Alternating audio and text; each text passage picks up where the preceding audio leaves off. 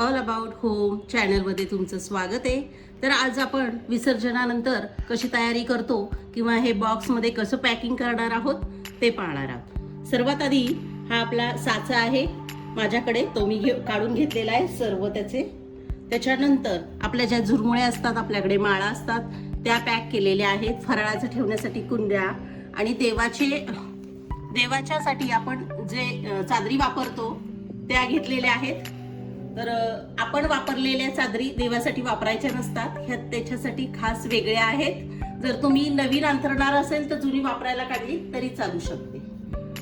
तर चादरी आहेत, नंतर इथे माळांचे बॉक्सच करून ठेवलेले आहे अशा प्रकारे सर्व। आणि त्याच्यासाठी आपल्याला स्पायगार्ड लागतो, तोही मी ह्याच्या बरोबरच ठेवून देते।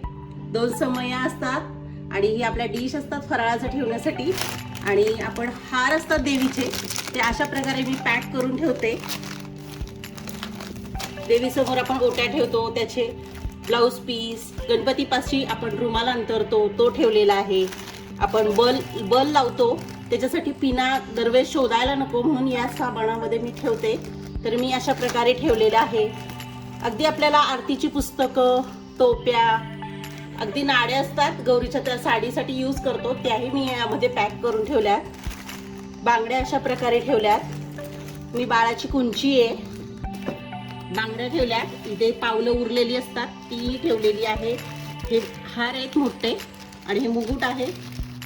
इथे गणपती बाप्पाचे जे जे आपले मोत्याचे असतात हार वगैरे ते ठेवलेले आहेत। इथे उंदीर मामा ठेवलाय मी।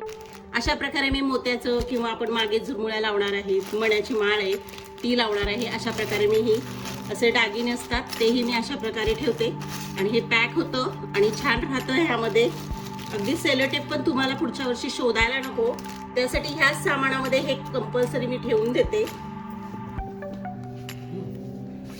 आता गौरीचे दागिने इकडे तिकडे किंवा कलर उडतात, त्यासाठी जे पॅकिंग असतं त्याच्यामध्येच आपले असे दागिने ठेवून द्यायचे। असे मी डबेच केलेत। तर अशा प्रकारे आपले जुने बॉक्स असतात त्यामध्येही तुम्ही दागिने ठेवू शकता। सर्वात आपण साच्याला पिशव्या घालून घेणार आहोत। अशा प्रकारे सर्व पॅक करून घ्यायचं आणि मग हे ठेवायचं।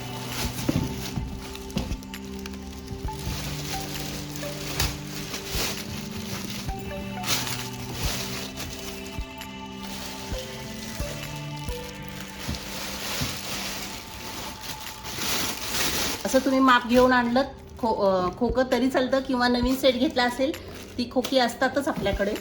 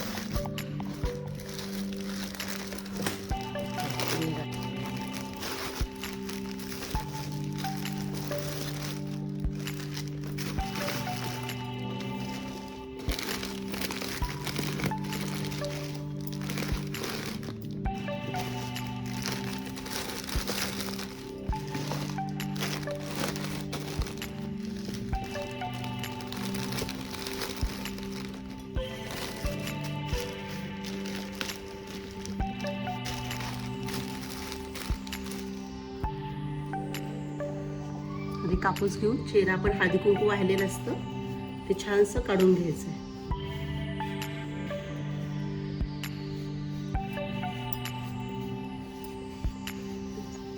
आता आपण दुसरा पण घेऊया आणि त्यालाही छानसं हळूहळू पुसून घेऊया। मी असं कागदाचं गोल गोल केलंय, की असं गोल करून असं केलंय आकार। तर असं केला की आपलं मुखवट्याचे ते नाक वगैरे असतं ते असं छानसं राहतं, त्यामुळे असं पकडायचं आहे आपल्याला। किंवा मग तुम्ही कापूस वगैरे ठेवलात तरी चालेल, पण तुमचं पेंटिंग नसेल तर कापूस चिटकून वगैरे बसू शकतो, ह्यामुळे नाकाला धक्का लागला जात नाही। आणि आपण असा पेपर घ्यायचा असं पकडायचं.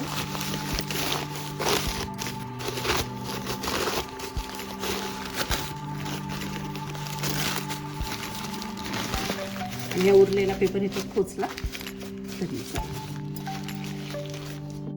असं झालं की आपण हे पेपर असतो पेपरमध्ये घालायचं आपल्याला. अशा प्रकारे घालून झालं की हा पेपर असतो ते ह्याच्यात खोचायचं. अशा प्रकारे मुखवटा ठेवायचा. दुसऱ्या मुखवट्यावर पण हे ठेवायचं.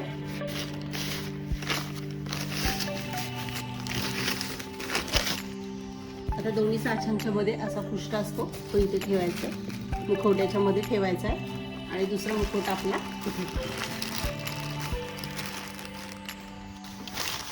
त्यावरही असं पेपर घेऊन असं रॅप करायचं.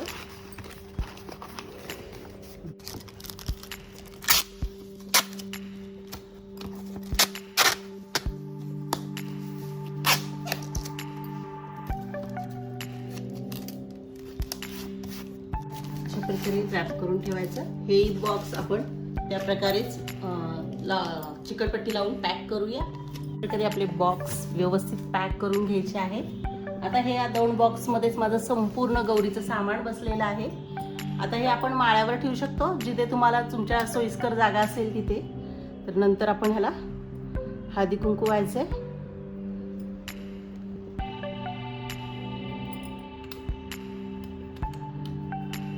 चला वरती ठेवण्याच्या आधी आपण एक नमस्कार करून घेऊया. ऑल अबाउट होम चॅनल मध्ये गौरी महालक्ष्मी कशी आणावी, साडी कशी नेसवावी आणि साचा कसा निवडावा, परत हे आपण पॅकिंग पण कसं केलं, असे माझे बरेचसे व्हिडिओ आहे. तेही तुम्ही ह्या चॅनलवर जाऊन पाहू शकता. चला हे महालक्ष्मीचं सामान किंवा मुखवटे, साचा, दागिने कशा प्रकारे ठेवायचं हे मी या व्हिडिओमध्ये तुम्हाला दाखवलेलं आहे. जर आवडलं तर ह्या चॅनलला ऑल अबाउट होम चॅनलला लाईक करा, सबस्क्राईब करा, कमेंट करा, शेअर करा.